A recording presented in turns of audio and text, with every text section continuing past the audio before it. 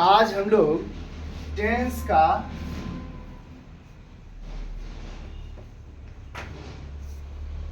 का स्ट्रक्चर देखेंगे।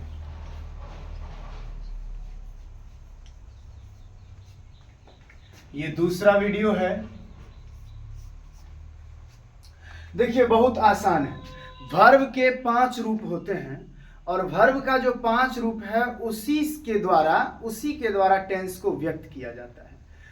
अब स्ट्रक्चर में बस एक चीज मात्र आपको ध्यान रखना है कि वर्ब को अरेंज कैसे करें।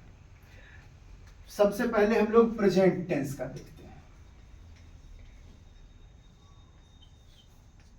प्रेजेंट, तो प्रेजेंट का सबसे पहला जो होता है वो है सिंपल प्रेजेंट या प्रेजेंट इंडेफिनिट। सबसे पहले सिंपल प्रेजेंट के लिए आप ये जान लीजिए कि ये सामान्य बात को व्यक्त करता है। ये आदत, वर्तमान में आदत या आपके रेगुलर रूटीन को व्यक्त करता है। सिंपल प्रेजेंट का स्ट्रक्चर क्या होगा, पहचान हम बता चुके हैं पिछले वीडियो में। सब्जेक्ट और ऑब्जेक्ट सामान्य सा हम देखेंगे, फुल स्टॉप लगेगा। इसमें वर्ब का पहला रूप या 5वां रूप लगता है। अब बात है या वाली बात है तो किसके साथ पहला लगेगा और किसके साथ 5वां लगेगा। दोनों हम लगा देंगे, अपने मन से लगा देंगे ऐसा नहीं है, इसका भी कुछ नियम है। प्रोनाउन जो होता है उसमें आई जो है उसके साथ वर्ब 1 लगेगा, वी के साथ वर्ब 1 लगेगा, यू के साथ वर्ब 1 लगेगा, ही के साथ वर्ब 5, शी के साथ वर्ब 5, दे के साथ वर्ब 1। अब देखिए ये तो इतना ज्यादा याद करना हुआ, लेकिन अब शॉर्टकट आपको हम बता देते हैं। जो भी सिंगुलर होगा उसके साथ सिंगुलर वर्ब यानी वर्ब 5, वर्ब का 5वां रूप सिंगुलर होता है। और जो प्लूरल होगा उसके साथ वर्ब का पहला रूप। इसमें कंफ्यूजन आई और यू के साथ आता है। आई मैं है, मैं एक ही होता है, सिंगुलर है, फिर भी आई के साथ वर्ब का पहला रूप लगता है। समझ गए? एक एक्सेप्शन ये है और एक एक्सेप्शन यू है।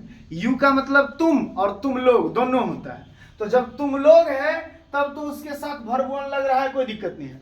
जब तुम एक है, सिंगुलर है, फिर भी उसके साथ वर्ब 1 ही लगेगा। तो ये आप जान लिए हैं। और इसके अतिरिक्त सिंगुलर नाउन में सिंगुलर वर्ब और प्लूरल नाउन में प्लूरल वर्ब। ये तो प्रोनाउन का हो गया ना। अब नाउन अगर रहेगा सब्जेक्ट में, अब देखिए सब्जेक्ट में अगर नाउन है जैसे बॉय, बॉयज, प्ले लगेगा या प्लेज, क्या होगा? बॉयज के साथ क्या होगा, प्ले या प्लेज। तो आप देखिए ये जो है नाउन है, नाउन सिंगुलर होता है। जब इसमें एस या ईएस लगता है तो ये प्लूरल बन जाता है। बॉय सिंगुलर है और इसका प्लूरल बनाया जाता है। जबकि वर्ब में क्या होता है कि वह प्लूरल होता है, जैसे प्ले प्लूरल है और इसका सिंगुलर बनाया जाता है एस या ईएस लगाकर। अब देखिए दोनों अलग अलग बात है, बिल्कुल एक दूसरे के विपरीत है। नाउन में नाउन जन्म से सिंगुलर होता है, उसमें एस या ईएस लगा देने के बाद या और भी कुछ नियम है, उसके बाद क्या बन जाता है, वो प्लूरल बन जाता है। जबकि वर्ब में वर्ब जन्म से प्लूरल होता है और उसमें एस या ईएस लगा देने से वो क्या बन जाता है, सिंगुलर बन जाता है। तो आपको ये चुनने में थोड़ा सा परेशानी हो सकता है, क्योंकि ये सिंगुलर है बिना एस वाला, और इसमें बिना एस वाला प्लूरल है, और ये एस के साथ जो है प्लूरल है, और इसमें एस के साथ जो है सिंगुलर है। तो आप बताइए बॉयज क्या है? बॉयज नाउन है, तो ये प्लूरल है, और वर्ब है प्ले, तो कौन सा प्लूरल, ये कि ये? तो बिना एस वाला जो नेचुरल होता है वो प्लूरल होता है, जन्म से वर्ब प्लूरल होता है। तो इसके साथ क्या हो जाएगा? बॉयज प्ले, बॉयज प्ले, ये सही होगा। अब एक काम आप लोगों को देते हैं, ये करिएगा।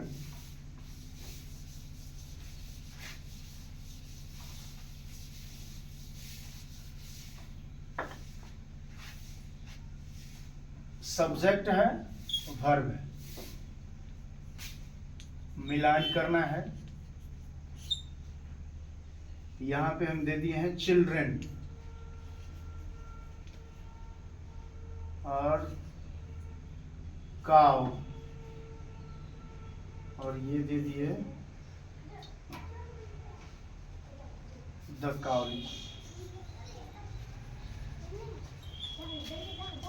और रैबिट्स, द स्टूडेंट,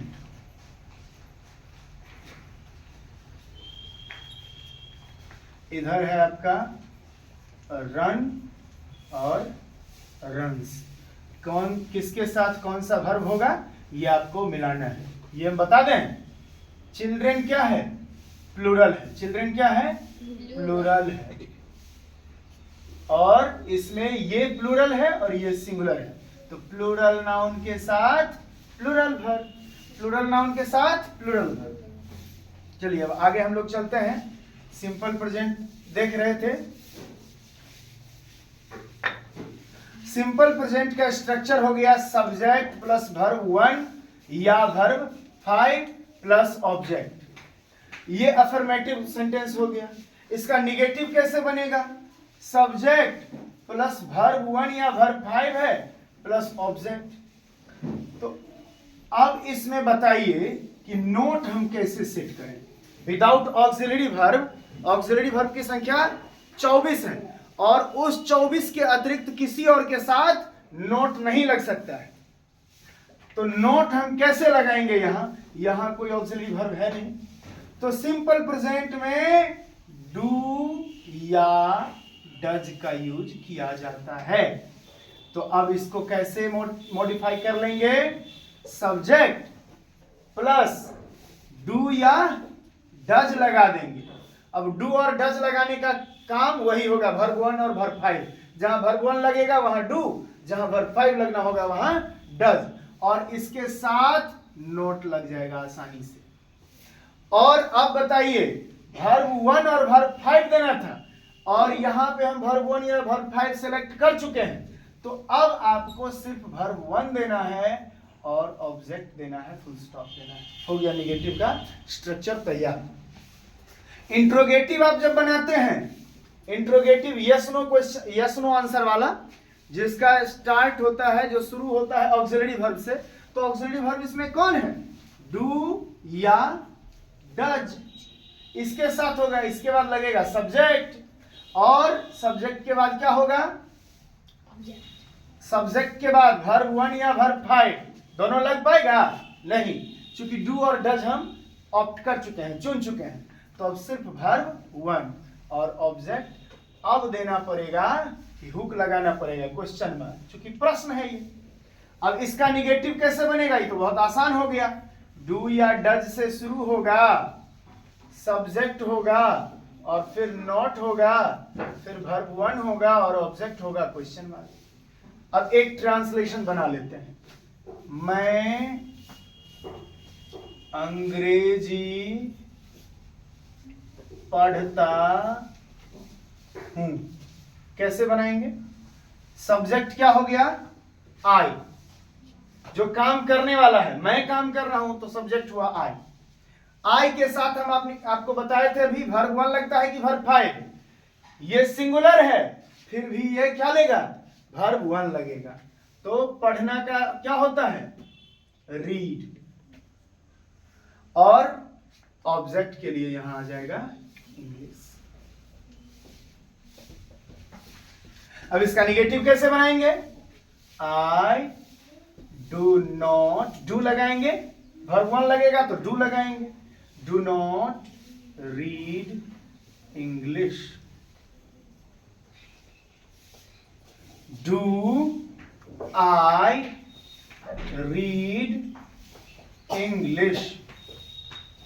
अब एक बात और देख लीजिए, सेंटेंस का पहला अक्षर ही कैपिटल होता है, बीच में कोई अक्षर हम कैपिटल नहीं लिख सकते हैं, लेकिन उसका भी कंडीशन है। पंक्चुएशन जब आप पढ़ेंगे तो आपको पता चलेगा।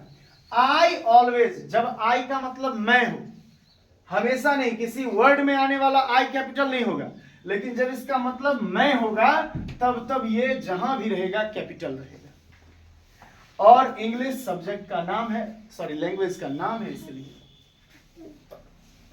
Do I not read English, ये हो गया। अब आपके लिए एक काम है, बताइए हम लोग अंग्रेजी पढ़ते हैं, इसका जो है आपको एक पूरा बनाना है। ठीक है, बहुत बहुत धन्यवाद। आज के लिए इतना ही, फिर आगे अगले वीडियो में देखेंगे।